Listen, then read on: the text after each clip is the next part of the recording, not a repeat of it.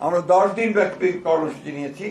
এই কর্মসূচিতে 5 নভেম্বর থেকে 13 নভেম্বর পর্যন্ত আমি আপনাদেরকে শোনাচ্ছি।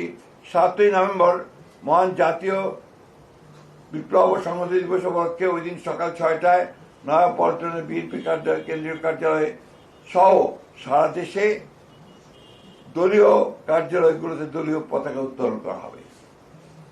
2 নম্বরে দিবসটি উপলক্ষে 7 নভেম্বর সকাল 10টায় দলের জাতীয় নেতৃবৃন্দ সহ সকল পর্যায়ের নেতাকর্মী মহান স্বাধীনতার ঘোষক সাবেক রাষ্ট্রপতি শহীদ প্রেসিডেন্ট জিয়াউর রহমানের মাজারে পুষ্পস্তবক অর্পণ করবেন ও ফাতিহা পাঠ করবেন।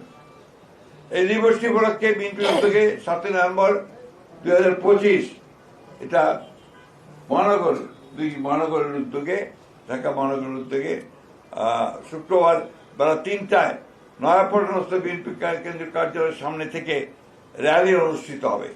ওই দিনই সারা দেশে বিএনপির উদ্যোগে জেলা ও উপজেলা পর্যায়ে র্যালি অনুষ্ঠিত হবে।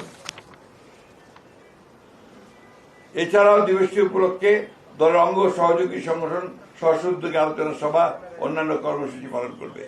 এর মধ্যে শ্রমিক দল 5 নভেম্বর আলোচনা সভা করবে, ছাত্র দল 8 নভেম্বর টিএসসিতে আলোকচিত্র 7 ও 8 এবং আলোচনা সভা টিএসসিতে, ওলামা দল 9 নভেম্বর এতিম শিক্ষার্থীদের মাঝে শিক্ষা উপকরণ বিতরণ করবে, তাঁতি দল 10 নভেম্বর আলোচনা সভা করবে, কৃষক দল 11 তারিখে আলোচনা সভা করবে, জাসাস 13 তারিখে শহীদ মিনারে সন্ধ্যায় সাংস্কৃতিক অনুষ্ঠান আয়োজন করবে। আর ইতিমধ্যে 12 তারিখে ঐতিহাসিক 7 নভেম্বর জাতীয় বিপ্লব সংহতি উপলক্ষে বিএনপির উদ্যোগে 12 নভেম্বর 2025 বুধবার চীন মৈত্রী সম্মেলন কেন্দ্রে আলোচনা সভা অনুষ্ঠিত হবে।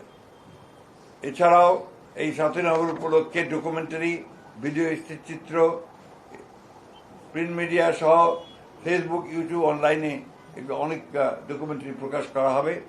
এর মধ্যে 7 বিপ্লব সংহতি উপলক্ষে পোস্টার ও প্রপত্র প্রকাশ করা হবে। এই ছিল আমাদের কর্মসূচি। আশা করি আপনারা সেটা নিয়েছেন এবং আমাদের টিপু সাহেবের কাছে কপি নিয়ে নিতে পারবেন। এই একটা কপি আমাকে দিও।